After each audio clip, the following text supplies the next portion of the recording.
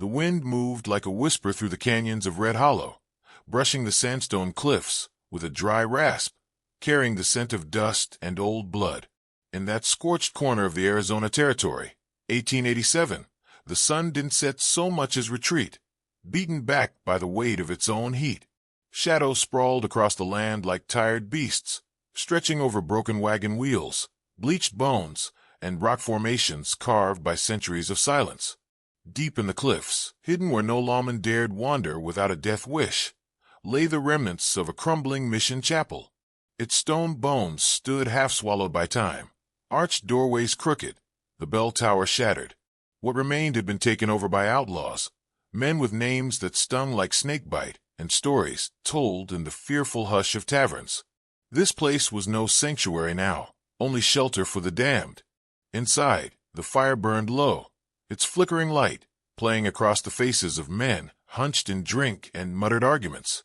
And among them, quiet as a ghost in the smoke, sat Trace McCall, mid-40s, lean and sharp-edged like the knives he carried without ceremony. Trace rarely spoke, unless it was to end something, an idea, a threat, or a life. His eyes were pale blue and empty of light, the kind of eyes that had seen too much and cared too little. He wasn't cruel.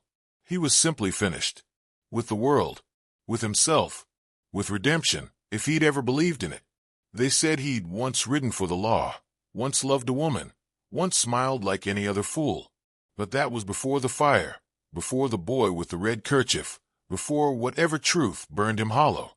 Now he led this gang not with charisma, but control, the quiet certainty of a man who wouldn't hesitate to put you down if you strayed out of line.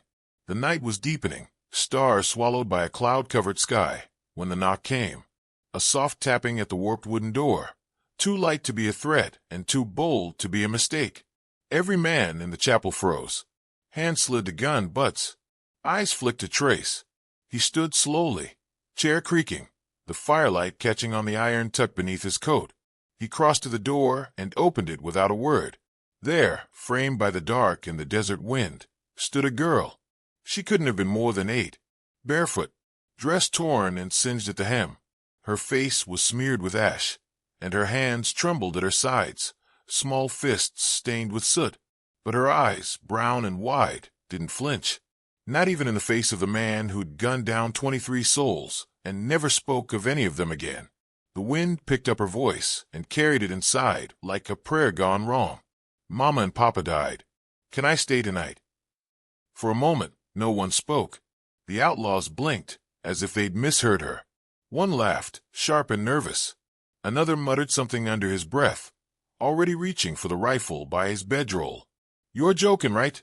said Boone, the youngest of the crew, eyes darting between Trace and the child. "She's lost. Let her keep walking. Ain't our business." Trace didn't move. He looked at her, long and slow, taking in the burn marks on her sleeves, the dried blood on her shin, the way her chin lifted with something more than desperation. Maybe stubbornness, maybe survival. "She can stay," he said finally. Boone spat. "For what? She ain't ours." Trace's gaze turned on him, unblinking. "One night." That was all he said. That was all it took. He stepped aside, and the girl entered like a ghost drifting into a graveyard. She clutched something to her chest, a locket, maybe, or a bit of fabric. She didn't speak again, just moved to the far corner near the fire and sat cross-legged, shivering quietly. No one asked her name, and she didn't offer it. The fire crackled. Outside, coyotes howled into the emptiness. Inside, no one dared meet her eyes. Trace sat across from her. She kept glancing at him, the way children look at something they've been told is dangerous, but aren't sure how much of that is truth and how much myth. Her lashes were thick with soot. Her voice, when it came, was so soft it barely made it past the flame. "My name's Sadie." He nodded once. That was all. She leaned her head against the wall and curled her knees to her chest. Trace watched her until her breathing slowed, steady like the wind beyond the cliffs. Asleep in seconds, as if her small body had finally given up its battle against the day. Trace didn't sleep that night. Neither did half the camp. The men kept to their corners, some muttering, some drinking more than usual. Boone looked ready to bolt twice. but Trace's eyes held him in place. Outside, the moon broke through the clouds, silvering the canyon walls, casting shadows like ghosts on the chapel stone. Trace sat by the fire, elbows on his knees, watching the child sleep. He saw the burn on her ankle, the old scar on her wrist. He saw the way her fingers stayed curled around that scrap of cloth, red, frayed, singed. It wasn't a locket. It was a piece of a man's shirt, torn clean. He knew what that meant. He leaned back, letting the fire warm his boots, and closed his eyes. He thought of another fire, a house on the plains, burning so bright it turned the night to daylight. A boy's scream, a woman's cry, a gun he hadn't drawn in time. His jaw clenched. The past never stayed buried, not in a place like this, not in a man like him. In the dark, Sadie stirred. Her small voice broke the silence again. "Mister, are you a bad man?" Trace didn't answer. He couldn't. "'Cause I think you don't have to be," she whispered. Then she fell back asleep. Trace sat still as stone, the fire crackling, the stars returning to the sky like watchful eyes. That night, something shifted. Not loud, not sudden, like the wind changing direction. Nothing visible, but you felt it in your bones. And in that forgotten chapel, under the ruined bell tower, a feared outlaw sat guard over a sleeping child, like a man waking from a long, hollow dream. The night the fire came, the stars above Sweetwater Creek were quiet, as if they knew what was about to happen and had no heart to witness it. Sadie had been helping her mother clean up supper, the glow of lamplight warm on their faces.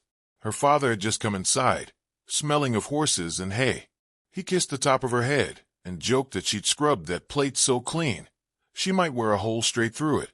Her giggle still echoed in the corners of her mind, tangled with smoke and screams.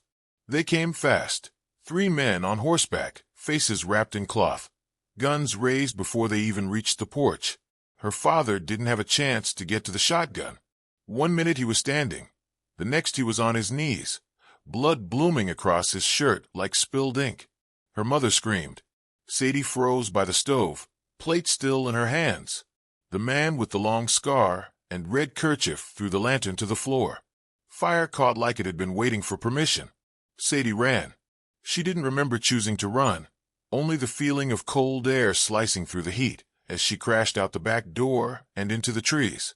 Behind her, the cabin burned like a second sun, swallowing her home, her parents, everything that tethered her to the world. She ran for hours, through briars and across streams, barefoot, bleeding, afraid. Her tears dried into her skin by the time she stumbled upon the canyon trails near Red Hollow. And still, even now, the smell of wood smoke brought her back. Trace watched her from the chapel steps as the morning wind teased loose strands of her hair. She was sitting cross-legged near the dying fire, chewing a piece of hardtack with more patience than most grown men. Wrapped in his old duster, the sleeves dragging in the dirt, she looked like something salvaged from a battlefield, tired, burned, still breathing. Boone watched her too, though not with the same quiet. His fingers twitched near his belt, and there was a sneer in the way he looked at her, like he didn't trust anything so small and still. "She's listening all the time," he muttered to no one in particular. "Watching. Like a damn owl." Sadie turned her head toward him, expression blank. Boone took a step closer. "You deaf, girl? You best be. Ain't safe hearing men's business out here." She blinked once, then slowly stood, brushing dust from the coat that nearly swallowed her. "You talk a lot." A few of the men chuckled. Boone's nostrils flared, but before he could take another step, Trace stood. He didn't say a word, didn't need to. His eyes locked onto Boone's with a weight that could have split stone. Silence swelled. Boone held the stare for all of 3 seconds before he looked away and stomped back inside, muttering curses under his breath. Sadie turned back to the fire and sat down like nothing had happened. Trace sat too, across from her. She didn't look up when she spoke. "Why don't you smile?" The question caught him off guard. He looked at her, really looked, and realized he didn't remember the last time someone asked something that didn't have an angle behind it. "I forgot how," he said finally. She nodded like that made perfect sense. A few minutes passed. The wind picked up. Somewhere far off, A hawk cried into the sky. "Why do you live here?" she asked. "You don't seem like you like them." "I don't." "Then why stay?" Trace didn't answer right away. He leaned back on his elbows, staring up at the pale, washed-out sky. "Because I deserve to," he said at last. She frowned. "You mean, you think you should be punished?" "Something like that." There was another long silence between them, the kind that didn't feel awkward, just heavy with thought. "Are you bad?" she asked quietly. Trace closed his eyes. "Sometimes." He expected her to flinch, maybe get up and walk away. Instead, she reached into the duster and pulled out the burnt scrap of red cloth, the same one she'd clutched that first night. "That man who wore this," she said, voice like dry leaves. "He was bad." Trace stared at it. The memory cut deeper than he'd expected. That kerchief belonged to a man named Rig, one of the first Trace had ever ridden with after the war. Rig was smart, ruthless, cruel in a way that made Trace uneasy, even back then. When word came that Rig had set fire to a cabin near Sweetwater, burned the place with a family still inside, Trace had gone after him, tracked him through 3 counties, and killed him in a saloon before the man could even blink. He'd buried the body, burned the rest. But someone else had seen the fire. Someone had whispered Trace's name as a shadow behind it, and Trace never corrected them. He looked back at Sadie. "He's dead," he said. "I know." They didn't speak again for a long time, but something passed between them in that moment. Not forgiveness, not quite understanding either, just something that reached across the chasm between what was broken and what might still be whole. Later that night, after most of the men had turned in, a rider came in fast from the north. Dust trailed behind his horse like a ghost's tail, and he rode hard straight into the camp, nearly knocking over a barrel before dismounting. "Marshall's coming," he panted. "Cullen Voss. They say he left Bisbee 2 days ago. Traylon McCall himself." Trace didn't flinch. He just nodded and looked out across the canyon edge, where the wind howled against the rocks. Voss. The name felt like the sound of an old pistol cocking. He remembered the man well, sharp-eyed, honest to a fault, and damn near impossible to shake once he got your scent. Trace had ridden beside him years ago, back when they wore the same badge, back before everything fell apart. He stood there, still as a cliff, listening to the dust whisper through the air. The memory of his younger brother floated up unbidden, Eli, with that crooked grin and stupid bravery, the way he'd run into a burning barn to save a horse and never come back out. Trace had never forgiven himself for surviving. He turned back toward the chapel, where Sadie slept curled beside the fire, using his coat as a blanket. Her face was soft in the firelight, her lashes trembling from dreams. She looked so much like someone he used to know it made his chest ache. He didn't know what kind of man he'd become. Maybe the kind that let innocent people burn. Maybe the kind who couldn't save anyone anymore. But maybe, just maybe, he could still be something else. The wind picked up again, carrying the scent of juniper and distant storms. Trace lit a smoke with hands that didn't shake and stared into the fire until it died into embers. Tomorrow Voss would come, but tonight the child slept safe, and the fire that had never stopped burning inside him began to shift, still hot, still dangerous, but no longer aimless, no longer empty. The scout came in fast, horse-lathered and wide-eyed, sliding to a halt in a storm of dust that settled like warning smoke over the outlaw camp. The man didn't wait for breath. Riders, 7 of them, coming through the North Pass, one with a silver badge. The name dropped from his mouth like a bullet. Marshal Cullen Voss. The fire crackled. Trace stood still, face unreadable, boots braced against the sandstone beneath him. Around him, the camp shifted, men stirred, hands flew to belts and rifles. Boone cursed and kicked over a water bucket. "How long?" Trace asked. "Couple hours. Maybe less. They ain't hiding that." "Of course not." Voss never did. He came like a hammer, slow, heavy, and honest enough to announce the blow before it landed. Trace turned and walked back toward the crumbling chapel. Already the men were splitting into sides. One group, jittery and snarling, wanted to run, scatter into the canyons, and hope the law lost their scent. The others, meaner and more desperate, had a darker idea. Boone stepped forward, voice oily with false reason. We give him the girl. Trace froze. Boone kept going, as if convincing himself more than anyone else. We say we found her. Hand her off. Say we tried to help. That buys time. Maybe enough. A few murmurs of agreement followed. Not many, but enough. Trace looked at Boone, eyes colder than a blade's edge. You touch that child, and I'll put you in the ground before you can finish the thought. No one moved. He stepped forward, closing the space between them until Boone's breath caught in his throat. You hear me? Boone nodded once, jaw clenched, pride curdling in his mouth. Trace turned away. Sadie stood in the chapel doorway, watching it all with that quiet, knowing gaze that saw through noise and into truth. Her arms were wrapped around herself, Trace's duster hanging off her like a cloak twice her size. She didn't say a word. The sun fell like a stone behind the canyon walls. Red Hollow sank into that eerie stillness that comes before something violent. Fires were stoked, guns cleaned, prayers whispered under breath by men who hadn't bent a knee in years. At the edge of camp, Marshal Cullen Voss sat high in the saddle, 6 deputies behind him, rifles resting across pommels. He wore no bandana, no dust mask, just a worn coat and a look of tired determination. His voice rang out across the hollow. Trace McCall, I got a warrant with your name on it, and 6 graves dug if it comes to that. Trace stepped to the center of the canyon floor, coat brushing his boots, hat pulled low. You got my attention, Cullen. I want you. Alone. You ride down at dawn. Hands open you live. You make me come in there, and your men die before you do. Silence stretched. I'll think on it. Trace said finally. You've got till sunrise. Voss reined his horse around, the deputies turning with him like clock hands. Dust swallowed them up again. Back at the chapel, the fire burned low. Trace sat on a crate, rolling a match between his fingers. Sadie sat nearby, arms wrapped around her knees. Her face was unreadable, but her eyes stayed fixed on him. Will you go? She asked. I don't know yet.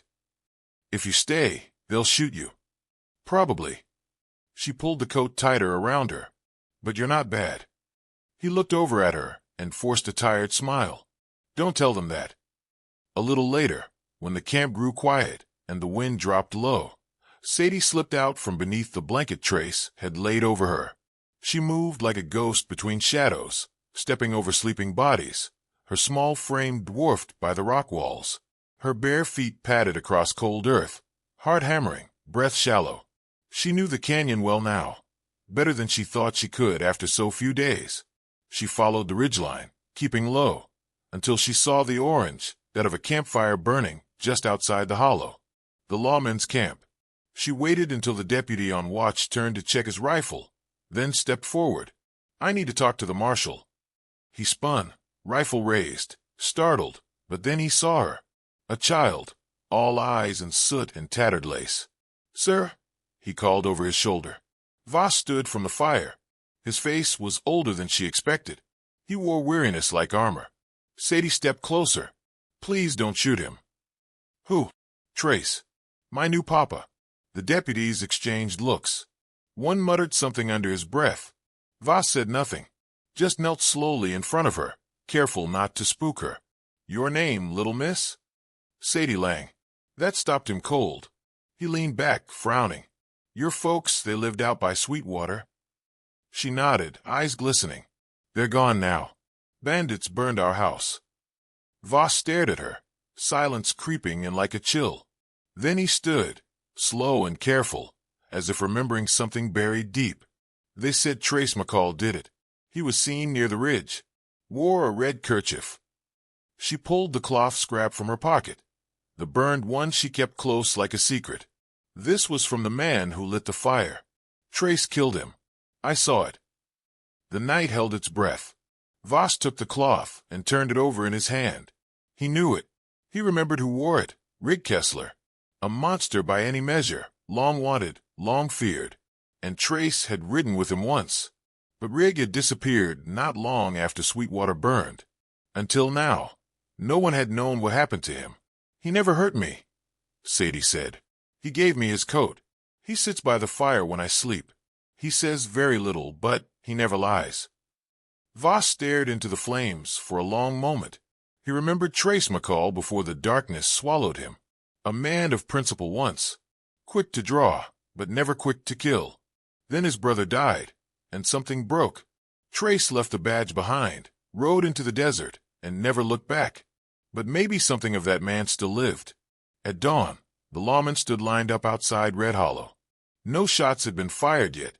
Not a soul stirred in the outlaw camp. Then Trace rode out alone. No guns, no hat, no coat, just him on a worn horse, hands resting open on the saddle horn. He stopped 20 paces from Voss and waited. "I reckon you know why I'm here," Voss said. "I do." "You kill that farmer?" "No, I killed the man who did." Voss nodded, face unreadable. "Why take the blame?" Trace looked back toward the cliffs, where the chapel waited in silence. "Because the others might have gone back to finish what Rigg started. They don't know who she is. But I did. And I wasn't going to let her die for being the only one left alive." The two men stared at each other. Neither moved. Behind them, the sun crept over the ridge, painting the canyon walls gold. "Then we've got a choice to make," Voss said. Trace didn't speak. He just waited. Sadie watched it all from the cliff above, tucked behind a boulder, hands pressed to her chest. And when the wind carried the sound of footsteps, not gunshots, she closed her eyes and breathed. For the first time in days, she wasn't running from fire. She was walking toward something else. The first light of dawn crept slow over the canyon walls, washing Red Hollow in hues of gold and gray. The earth held its breath, and every creature, coyote, crow, and man alike, seemed to pause, waiting for the sound of gunfire or salvation. Trace walked alone into the narrow pass, the soles of his boots stirring fine dust from the rock with each deliberate step. His long shadow stretched behind him, thin and fading like the memory of a life he no longer claimed. The wind tugged at the worn edges of his shirt, the one he used to wear beneath a badge, back when he still believed men could change the world instead of simply survive in it. He stopped beside a flat-top stone and reached slowly to his sides. With quiet care, he unbuckled the leather holster from his hip, laid it down. Then the second one. 2 Colt revolvers, dulled by sand and time, rested silent on the rock. The canyon made no sound. Even the birds had hushed. Across the clearing, Marshal Cullen Voss and his 6 deputies stood waiting. Their rifles were ready, but not raised. Their faces were stone, watching the man who'd haunted bounty posters and barroom whispers for years finally step into the light. Trace lifted his hand slightly. "You said to come alone. No guns. I kept my word." Voss stepped forward, slow and steady. "Why now, Trace?" "Because it's time." Voss studied him, lips tight, eyes sharp. He had seen too many lies in his life to take any man's word on face value, especially not McCall's. "I didn't kill that family by Sweetwater," Trace said. "The one with the little girl. That was Rigg Kessler." The name made one of the deputies flinch, ever so slightly. "Rigg's been gone a long time," Voss said. "I made sure of it." Trace glanced up at the rim of the canyon, just briefly, where the faint shape of a small girl sat hidden behind stone. Watching. Always watching. She was there. The night of the fire. Ran through the woods. Saw more than she should have. I found Rigg first. He was going to ride back, finish what he started. I stopped him. "That's not what the records say," Voss said, tone dry. "No, because I let the story go. Let them think it was me. If the gang thought I was covering her tracks, they would have slit her throat in her sleep." Trace's voice didn't shake, but there was something in his eyes now. Gravel grinding beneath a river. Something broken that had settled into place long ago and was only now starting to shift. "You expect me to believe that out of nowhere?" Voss asked. "I don't care what you believe," Trace said, "but I've got proof. And I've got a name." He turned his head, just slightly toward the deputies. "One of your men rode with Rigg. Knew what he was going to do. Might have even lit the torch." Murmurs rose. A couple hands twitched near their belts. "Which one?" Voss asked, stepping closer. Trace didn't answer. "Not yet." That was when she came down the slope. Sadie moved like smoke over rock, bare feet silent, her tiny form framed by the golden light of morning. The chapel duster still hung off her shoulders, like a banner too large for its bearer. In her hands, clutched tight to her chest, was a small, scorched locket, the hinge rusted from fire and time. Trace turned as she approached, and something in his face cracked, just slightly. Not fear, not even surprise, just a softening, like the air before rain. She held out the locket to Voss. Inside was a photo, stained by smoke, but still clear. A young couple, smiling on the porch of a cabin, and beside them, a younger Trace McCall, arm around his brother, eyes full of something long forgotten. "I remember him now," Sadie said, voice soft but clear. "Uncle Trace." A hush fell so complete it felt like the canyon itself leaned in to listen. Voss stared at the photo. His jaw worked once, then again. Before he could speak, one of the deputies moved. It was subtle, just a hand shifting to his coat, a glance cast too quick. Trace's eyes caught it a half-second before the glint of metal flashed. "Down," he roared. The pistol barked once. The bullet struck him in the shoulder. He spun with the force, dropping to one knee as blood bloomed across his shirt. Sadie screamed. The attacker tried to fire again, but Trace was faster, even wounded. His hand came up from the dust like lightning, his revolver a blur that cracked once and echoed like thunder through the hollow. The traitor fell backwards, blood flowering from his chest, mouth twisted in shock and rage. His gun clattered on the rock beside him. Voss was already at Trace's side, rifle lowered. Trace pushed himself upright, one hand pressed to the hole in his shoulder, the other still gripping the revolver. "Name's Jesse Rourke," he grunted. He rode with Rig. "Been hiding ever since." Sadie ran to him, arms wrapping around his waist, face buried in his side. Trace winced, but didn't pull away. Voss stared down at the dead man, then up at Trace, the lines around his eyes deepening. "Why'd you protect her all this time?" Trace looked down at the girl pressed against him. She was crying quietly, tears soaking into his shirt. "Because she's all that's left of the only good man I ever knew." Voss was silent for a long time. Then, slowly, he nodded.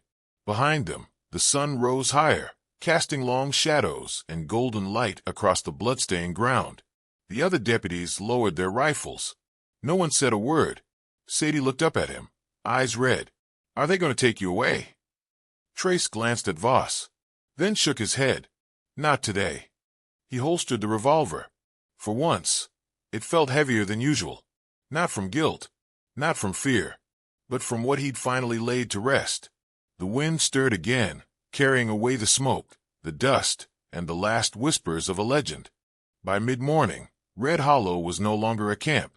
It was a place that had already begun to forget the men who'd once haunted it.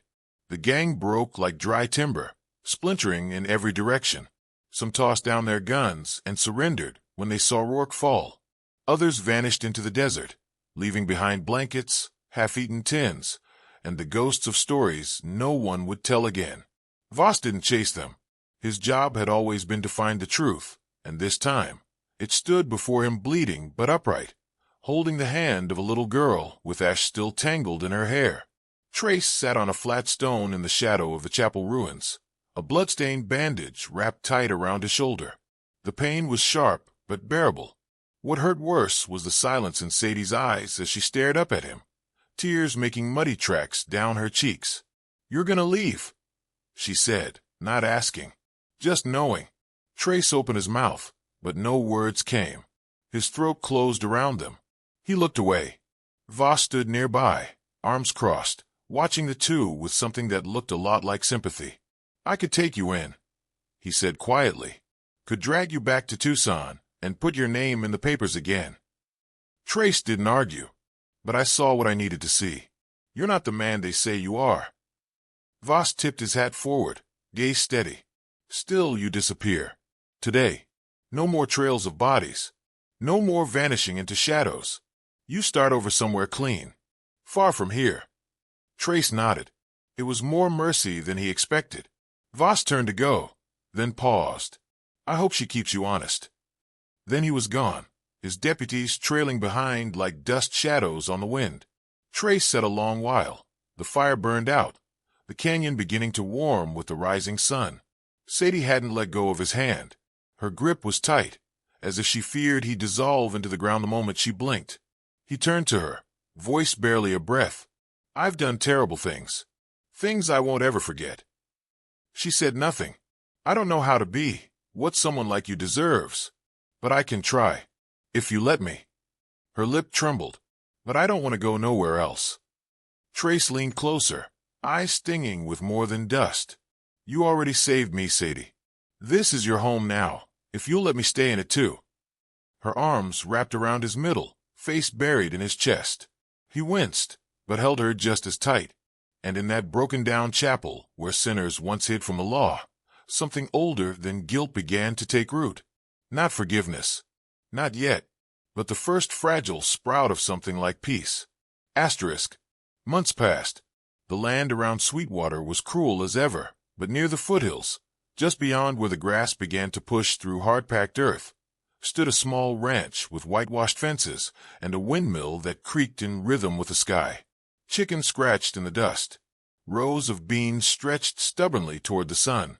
A little girl ran barefoot through the garden, chasing a rabbit with a twig sword, laughter pealing through the stillness like a hymn. On the porch, a man sat sharpening a hoe with steady hands. He wore a clean shirt, sun-faded at the sleeves, and his hair had gone more silver than black. A scar peeked from his collar. His eyes were softer now, still quiet, still watchful, but no longer empty. The townsfolk called him Eli. Uncle Eli, if you asked Sadie. No one in those parts questioned where he came from, and no one asked about the little girl who called him family, even though her face held firelight memories and sorrow older than her years. They were just theirs, and that was enough. Sometimes strangers passed through town and heard whispers about a man who'd once run with the worst and walked away clean, about a gunslinger who vanished into legend, only to be found again planting tomatoes in dry earth and reading Bible verses to a girl who couldn't sleep unless he sat beside her. In one dusty saloon along the border, a traveling trader nursed a warm beer and leaned across the table to share the story. "He was the worst man I ever knew," the old man said, tapping the rim of his glass. "Cold-eyed, faster than the devil, soul black as pitch."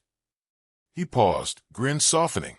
But a little girl walked into his life and made him something else, something better. The barkeep shook his head.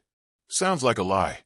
"Maybe it is," the old man replied, standing. "But then again, the West's full of those. And every once in a while one turns out true." Outside, the sun dipped low, setting the sky on fire one more time. And in the distance, beyond the edge of what the world remembered, a man who used to be someone else sat on a porch and watched a child he didn't deserve chase tomorrow across the dust.